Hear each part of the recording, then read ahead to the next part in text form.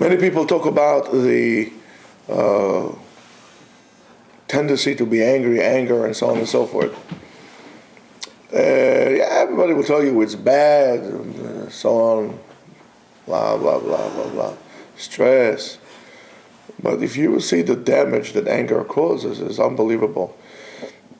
One of the things in the Makat Mitzrayim of frogs, Chazal tell us it was to teach us the damages of anger. It's a wonderful midrash, and that's the beauty of midrashim. The beauty of midrashim is they want to tell you something for you to learn, not fairy tales. It's not folklores. The midrash tells us that there was one tzfardea, because the pasuk says vatal tzfardea. So there was one mega tzfardea that came out of the river Nile, and then they hid it, and then it split like a cell, split. It split into two. And then they hit the two, they became four. The four became eight, and there was company interest over there. Before you know, Egypt was covered with frogs all over the place. They couldn't do it. Kermit the Frog was the king over there, not Paro. My question to you is, which I don't understand. Okay, so you see one frog coming out. So you take your baseball bat, you whack it, boom, two. What? Two. Take another baseball bat, smack it, two becomes four. Now you're getting angry, it became four, so now you're going to hit it again to become eight. At what point you're going to understand that you are causing this? Your anger. They were angry. So the more angry they got, the angrier they got, the more they hit the frogs. The more they hit the frogs, the more frogs were there. That's exactly what happens to us. When we become angry, we become blinded by the anger. We don't realize the damage that we're causing by continue arguing. And that's true to anything in your life. There's a build-up and build-up and build-up and build-up and and then all of a sudden there is a commotion and then it's becomes, everything blows into smithereens and destroys, whether it's a father with his son, whether it's a husband and his wife, whether it's work, and so on and so forth. If they would have taken this frog, this mega frog, and say, okay, let's see what this frog is doing. Let's just sit over there and just leave it alone. Let's see what happens. Or even after the frog was snapped into two. All right, let's see what we can do. Just leave it like this. Let's see what happens. Because one person needs to understand. If I, for example, let's say I got Michael angry, and now Michael responds in anger towards me. He does not have control of the situation. He's only reacting. I am the initiator. I am in control of the situation. You're always going to be one step behind the person or the reason for this anger. You're not in control of your life. When you are angry, as the fact that you are reacting, you're not in control of your life. And which is a perplexing idea. So, if you want to be in control of your life, since we're all control freaks, let's say, for example, I got you angry. How are you going to practice control? I'm trying to instigate you, trying to do something to you. So how are you going to tip me off balance? How are you going to be in control of the situation? By you deciding not to react. You're in control of your life. Once you reacted to me, you start to play games according to my rules. It's my game, and I initiate it like that. So you are never going to be in control of your life.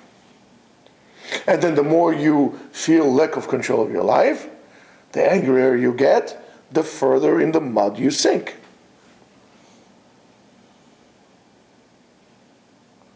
Chazal tells us there's two ways to interact in the world. There is kum ve'aseh, ve'shev ve'al ta'aseh. Sometimes you need to do kum ve'aseh. Kum ve'aseh, get up and do. You need to initiate an action. When nobody's doing nothing, Sometimes you need to do something. B'makom she'en ish, heya ish. When nobody is doing anything, something needs to be done, you do it. Sometimes there is need to give a tochecha, to rebuke someone. And sometimes there is, כמו שיש מצווה לומר, יש מצווה שלא לומר.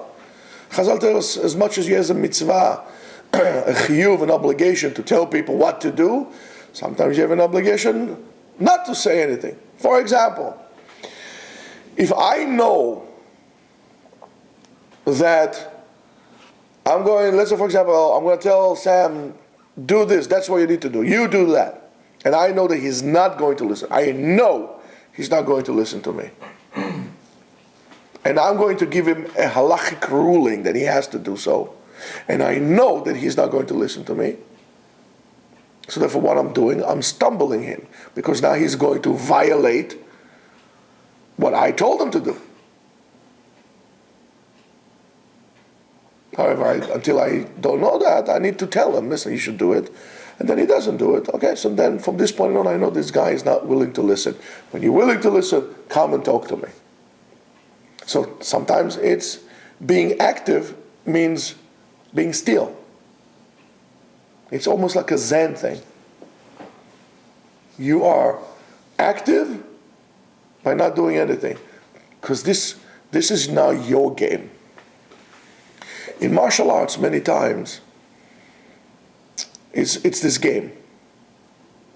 Not always the aggressor wins. But you need to determine.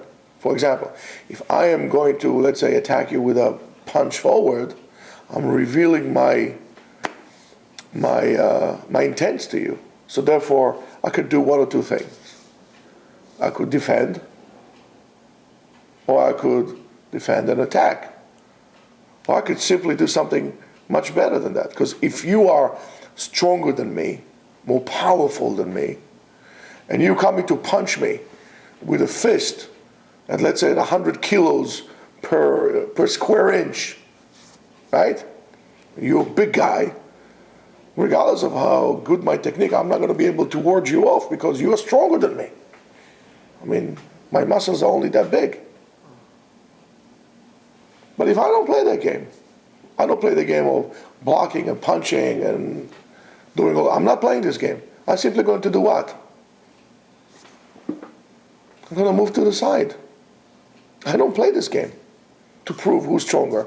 What's going to happen to you? If you came to me at such velocity, you're going to get, you're going to fly the other side because you're simply not there. You are in control of the situation. So when you're angry, you're not in control of the situation. So let me ask you a question. Why getting angry? Why getting angry? When you get angry, you lost. Before anything happened, you already lost. That's why the Rambam says, you have to remove yourself when the midah of anger to the utmost extreme. Because you can be Oved Hashem when you lose your top hat. You can worship HaKadosh Baruch Hu when you're not aware of what is happening. You could do horrible things. That's why they say if a person throws something in his anger, Kilu Oved Avodah Zarah, because you're not thinking. You think HaKadosh Baruch Hu doesn't see. You think HaKadosh Baruch Hu does not hear. And let me ask you a question. Let's put it in the test of time. Famous test of time. Whatever it is that you get angry about now, would it still be relevant 50 years from now? Will you still be angry about it 50 years from now? No. Most likely no. 99.9999% of the things that we are angry about, if not 100% of the things we're angry about, 50 years down the road, if you remember them at all, would not make any difference. So if it would not make any difference, why bother now? However, if you did something good now, and that initiated a positive chain reaction, For example, you got married and you have a kid. 50 years from now, when you look at your kid, it's still important to you. You build something good. You build a yeshiva, you build a shul. That yeshiva is still valid 50 years down the road. It was worthwhile. And that's a lesson for us to remember. Not only about getting angry, it's about where and how we should allocate our efforts.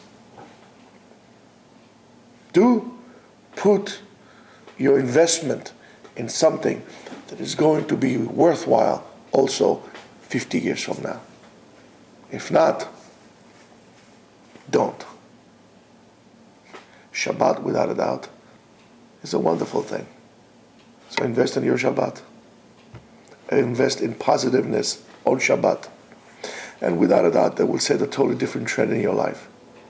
However, when you're going to hit the frog, it's going to eat you. It's going to overwhelm you. Frogs or toads is something you only kiss in fairy tales. In reality, a frog is a frog.